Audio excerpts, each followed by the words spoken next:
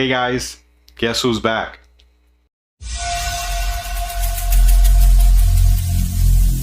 Every single day, I'm gonna make something great.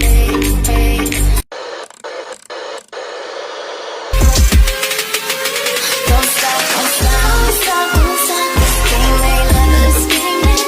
On my way to the top, I love this money, we set it on fire, Don't mean nothing, it's one for the night. Don't waste my time, Hey YouTube, Ron here with BBM Reptile. Thank you for taking the time for stopping by my channel, and if you're new, go ahead and hit the subscribe button and follow me along in this incredible journey of reptile keeping, specifically working with ball pythons. I'm messing around and I'm trying to make fun of myself with all these shirt changes. Who put my teddy bear up here? I think this one's backwards. And the reason is it's basically more like a transition of not only my growth and the time that I actually spend playing around with the hobby with the ball pythons, but also the persistence and the perseverance that I didn't want to actually stop doing something that I love so much. But everything is basically symbolic to me. Everything that I actually do, it represents or reflects basically my inner emotions about a lot of things. It actually represents what BBM Reptiles is, the growth and the transition to continue doing what I love most. And speaking of transitions, as you can see, and I did like a sloppy live, but I was trying it out for the very first time. I moved yet again. But within that move, I found growth. And growth is basically, as you can see, I changed out all my racks. I fine-tuned a lot of my projects, and that absence with YouTube was basically fine-tuning myself also, and basically fine-tuning a lot of the specific snakes that I have within my collection. Now, I didn't have an incredibly wild season with a lot of clutches or hatches. I didn't even bother doing any egg cutting videos, but I was still actually, like I said, fine-tuning a lot of different things. So in this video, I wanted to actually showcase 5. I'm not gonna go crazy.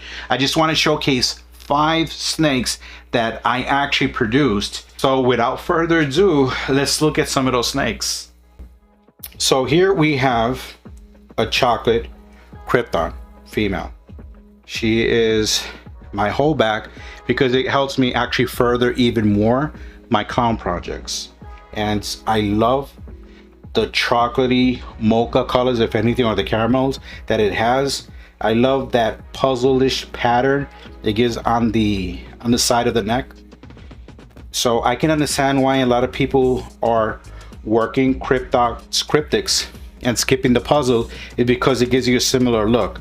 But even though I am also working puzzle in my collection, I'm amplifying cryptic and Krypton, incorporating it even more because I love the end results that it'll give me. And for some reason or another, I don't know why, it just intensifies the color of the pattern of the morph that it is aligned to. So this beauty again is a chocolate Krypton, 66% head desert ghost. And let me show you another cool one, a side-by-side comparison. We have the chocolate Krypton, and this is a desert ghost version of the same snake. This is a desert ghost chocolate Krypton. And wow, I mean, like, I had no idea desert ghost would actually amplify it even more. So it's giving a more cleaner, beautiful look and expression on the Krypton. It's highlighting the dark chocolates and the dark patterns, but it also accents the brightness of the yellow pigmentations, or the oranges, as a matter of fact, right? I would say actually yellow, comparing it side by side with a darker non-desert ghost version would have of the same gene. Again, chocolate Krypton, and right here is a desert ghost chocolate Krypton.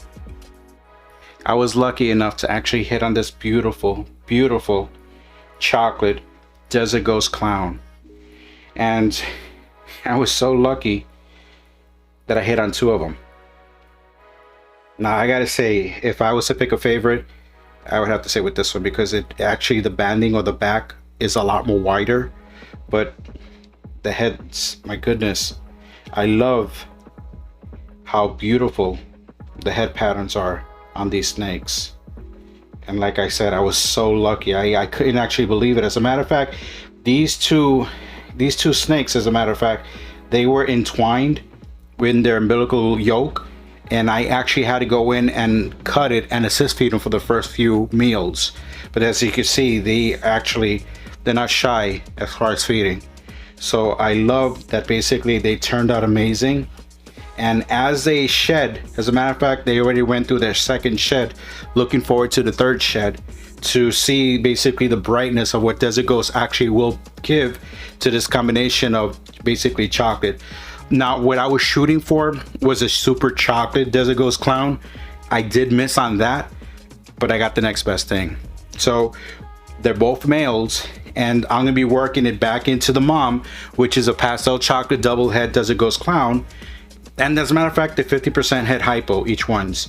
So if I get the hypo version of the super chocolate hypo Desert Ghost, which JP I saw and it looks amazing, I definitely would like to see if I can get that.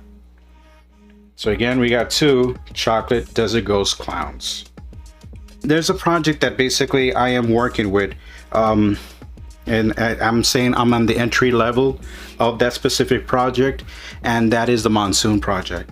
I purchased from Brack Wagner a double head. As a matter of fact, I got 2 snakes from Brack Wagner. I got the male, which is a Mojave double head Monsoon clown, and I also have a female that's double head Monsoon Desert Ghost.